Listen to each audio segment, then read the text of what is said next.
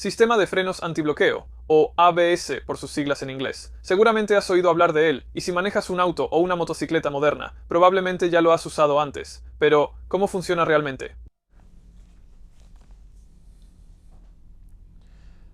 ¿Cómo los frenos antibloqueo funcionan? El ABS utiliza sensores de velocidad en las ruedas para determinar si una o más ruedas están tratando de bloquearse durante el frenado.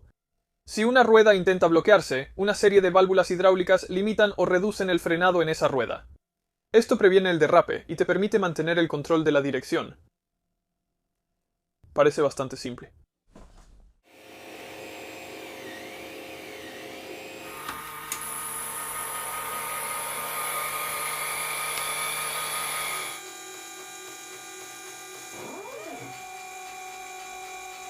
Me puse a imprimir en 3D y a cortar con CNC varias partes del mecanismo que serían capaces de liberar la tensión en los frenos operados por cable. La razón por la que elegí frenos operados por cable fue porque no quería meterme con los frenos hidráulicos de mi bicicleta eléctrica casera más nueva. Además, la bicicleta en la que quiero probar esto tiene llantas de carretera más angostas, con la esperanza de que tengan un agarre mínimo en superficies malas. Pero no pasó mucho tiempo hasta que me encontré con mi primer problema. Así que este es el mecanismo ABS que liberará la tensión en el cable del freno. Pero hay una falla importante en este diseño, y es que el motor paso a paso no es lo suficientemente fuerte. Originalmente usé este motor paso a paso que tiene 1.2 Nm de torque, y este nuevo tiene 2.8 Nm de torque, y aún así no es suficiente para mantener la tensión del freno. Si jalo el freno trasero, pierde pasos. Así que voy a tener que rediseñar todo este mecanismo. Luego rediseñé el mecanismo para darle al motor paso a paso una mayor ventaja mecánica usando diferentes longitudes de palanca. Esto significaba que el motor tenía que girar más, pero también aplicaba más fuerza para contrarrestar la tensión en el cable causada por mi mano, lo que también significaría que el tiempo de respuesta sería un poco más largo. Pero eso era lo que menos me preocupaba, porque no me di cuenta de lo terribles que eran los frenos de RIN después de andar sobre pasto mojado. Quería probar el sistema en la rueda trasera, y la única manera en que pude hacer que se bloqueara fue desplazando mi peso hacia arriba y hacia adelante temporalmente para levantar la rueda trasera del suelo, lo cual estaba muy lejos de ser ideal.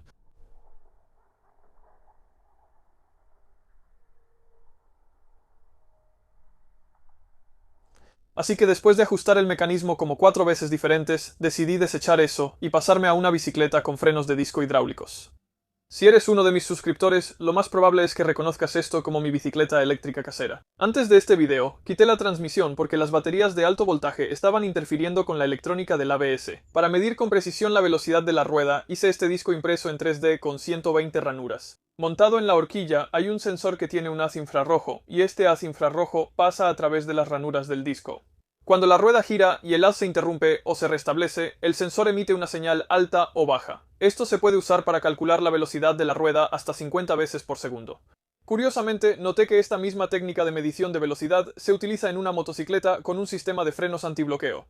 Subiendo por el cuadro hay una caja negra que contiene la electrónica que controlará el sistema ABS. Dentro de la caja negra hay una placa TINCIE 3.6 que ejecutará el código de Arduino y también tiene una ranura para tarjeta SD, así que puedo registrar datos de las pruebas para, con suerte, optimizar el sistema. Cuando el código de Arduino detecta que se necesita soltar el freno, envía pulsos al controlador del motor paso a paso, que está dentro de este gran disipador de calor. Eso luego envía energía al motor montado en el manubrio para que gire. El mecanismo para soltar el freno es realmente simple. Es solo una palanca larga que está sujeta a la palanca del freno y que está unida a un trozo corto de cuerda. La cuerda permitirá que el freno se use como de costumbre, pero cuando sea necesario permitirá que el motor tire de la palanca del freno, oponiéndose a la fuerza de mi mano y soltando el freno. Antes de probar este sistema, hablemos de cómo podría funcionar realmente la activación de un sistema de frenos antibloqueo. Entonces tienes un vehículo que viaja a una velocidad constante, y la velocidad de rotación de la rueda es relativa, de modo que la parte más externa de la llanta se mueve hacia atrás a la misma velocidad que la carretera en relación con el auto. Cuando se aplican los frenos, si la fricción entre la llanta y la carretera es demasiado baja, las ruedas se deslizarán. Pero ¿cómo detecta realmente la electrónica del ABS esto y sabe que la rueda definitivamente se está deslizando? En realidad es una pregunta bastante compleja de responder, así que vamos a acercarnos a la respuesta usando primero algunos enfoques algo lógicos. Una observación inicial sería decir que la rueda se está deslizando cuando la velocidad de la rueda es igual a cero, es decir, cuando la rueda deja de girar. Y como tengo un sensor de velocidad en la rueda delantera de mi bicicleta, lo que puedo hacer es programar la electrónica para soltar el freno cuando la velocidad llegue a cero. Ahora, lo que realmente voy a hacer es programarlo para soltar el freno cuando la velocidad esté por debajo de 0.5 metros por segundo. Es aproximadamente un poco más de 1 milla por hora. Y la razón de esto es que a veces el sensor podría leer 0.0001 metros por segundo y no soltaría el freno. Así que el freno se soltará cuando la velocidad esté por debajo de 0.5 metros por segundo. Vamos a probar esto.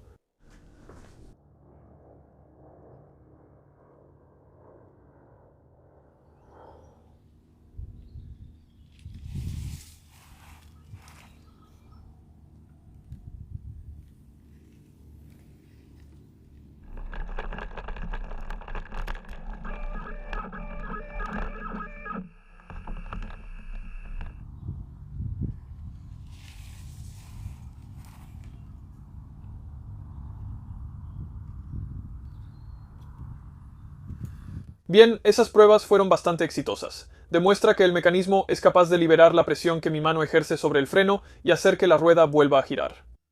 El único problema es que fue muy lento.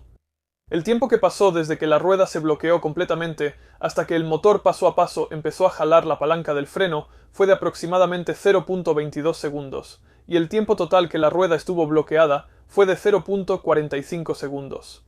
Así que la rueda estuvo patinando durante casi medio segundo. En cuanto al tiempo de respuesta mecánica, que es el tiempo que tarda el motor en girar y jalar la palanca lejos de mi mano, eso va a ser muy difícil de mejorar sin aumentar aún más mi presupuesto. Ya compré 2 motores paso a paso diferentes para este proyecto, y comprar el siguiente motor con mayor torque va a costar mucho más de lo que quiero gastar en este proyecto. Así que lo que voy a intentar hacer es enfocarme más en el tiempo de respuesta electrónico. El motor paso a paso tarda aproximadamente un cuarto de segundo en reaccionar y liberar completamente el freno. Así que si podemos reducir ese tiempo de retraso electrónico, entonces con suerte deberíamos poder obtener un sistema de frenos antibloqueo bastante bueno. Entonces, ¿cómo podemos detectar que la rueda va a patinar antes de que realmente suceda? Bueno, echemos un vistazo al registro de datos. Esta gráfica muestra la velocidad de la rueda a lo largo del tiempo y podemos ver que hay una gran caída en la velocidad cuando la rueda se bloquea. Cuando la velocidad está por debajo de 0.5 metros por segundo, el freno se libera. Luego vuelve a acelerar para igualar la velocidad de la bicicleta, y el freno se vuelve a aplicar cuando la velocidad es mayor a 0.5 metros por segundo. Así que, para mejorar el tiempo de respuesta, necesitamos activar la liberación del freno justo en este punto del gráfico. Veamos si graficar la desaceleración de la rueda nos dará una mejor indicación. Esta gráfica de aceleración muestra 3 valles y picos claros que indican cuándo la rueda está desacelerando hasta patinar o acelerando para igualar la velocidad de la bicicleta. ¿Qué tal si establecemos un límite de desaceleración que active la liberación del freno? Por ejemplo, si la rueda desacelera más rápido que menos 10 metros por segundo al cuadrado, el freno se liberará.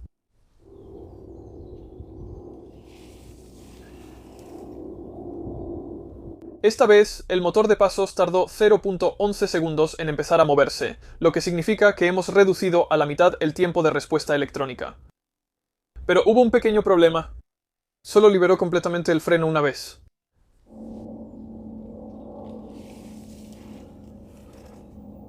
Bien, esa vez lo liberó 2 veces, pero aún así no lo liberó en el último derrape. ¿Quizá la tercera sea la vencida?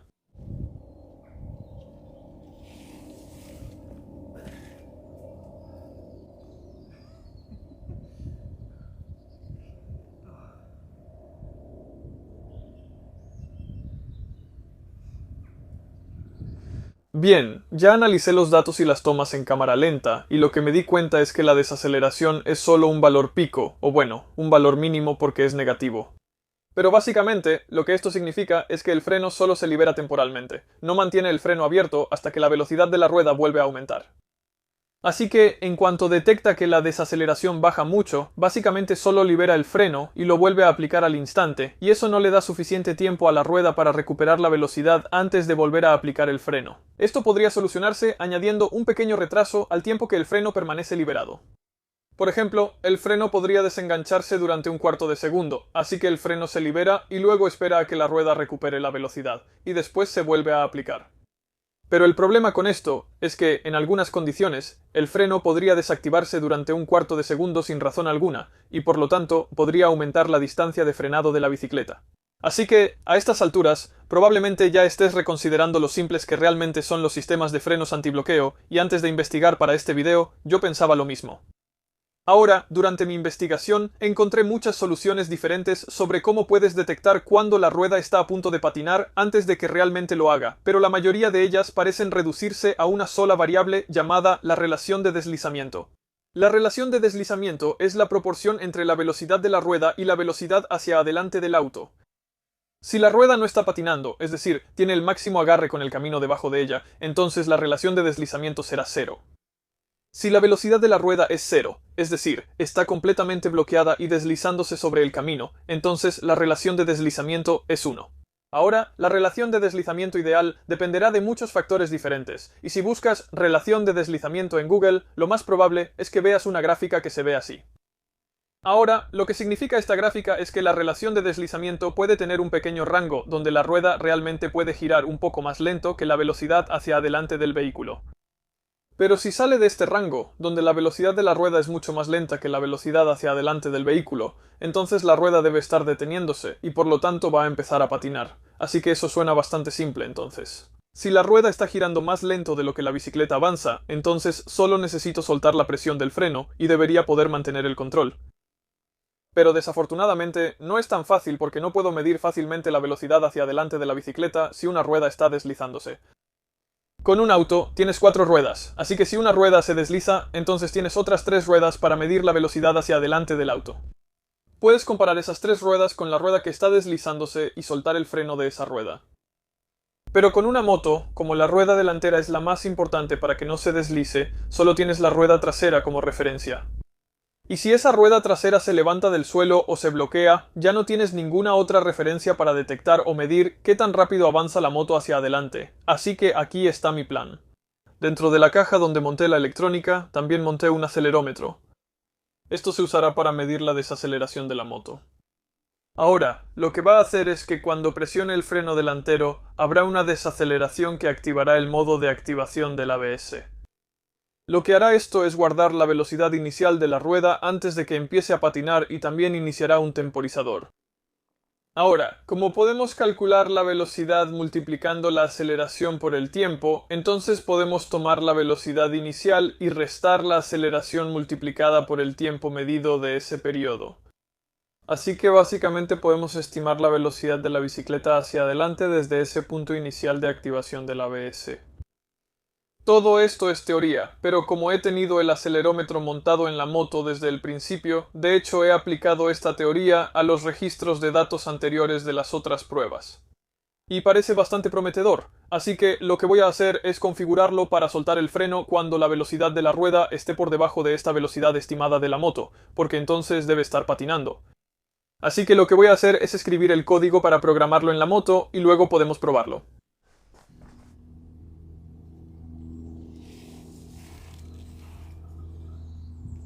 Eso me pareció bastante bien. Vamos a hacerle unas pruebas más para comprobar la fiabilidad.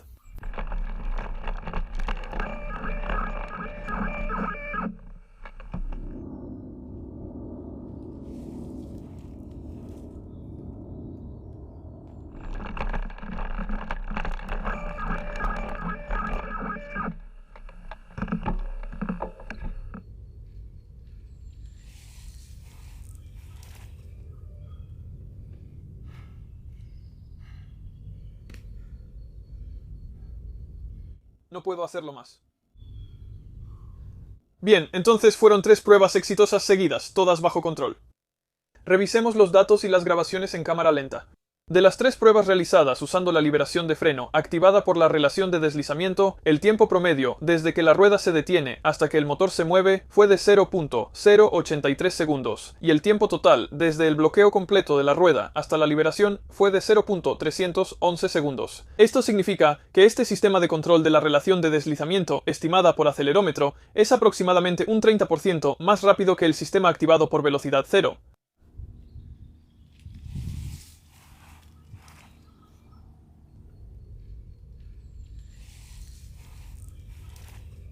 Considerando que 0.24 segundos de ese tiempo se utilizan para que el motor gire, el tiempo de respuesta real de la electrónica en sí fue 3 veces más rápido.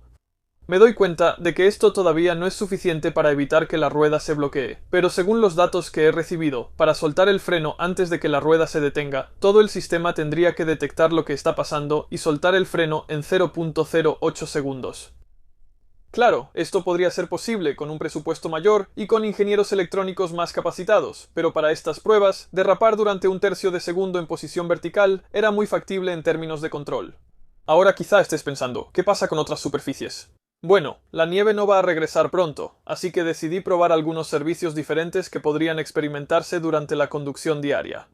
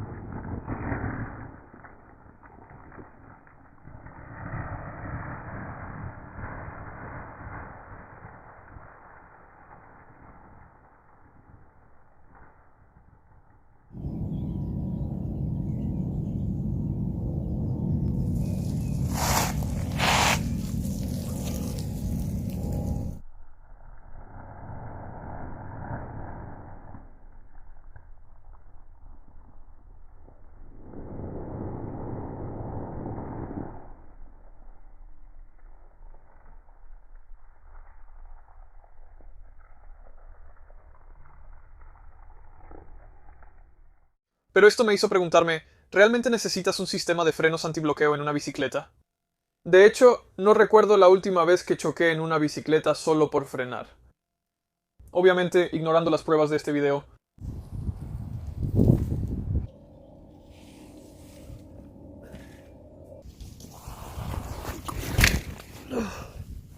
Creo que es importante pensar en esto porque un sistema de frenos antibloqueo en una bicicleta no garantiza el agarre en la rueda delantera. Por ejemplo, si tomas una curva demasiado rápido y tienes que inclinarte demasiado en una superficie que no es perfecta, la rueda delantera aún puede perder agarre y el ABS no hará nada para salvarte. Creo que el ABS en una motocicleta es una historia completamente diferente porque las motocicletas viajan mucho más rápido y también es más probable que tengan que hacer paradas de emergencia.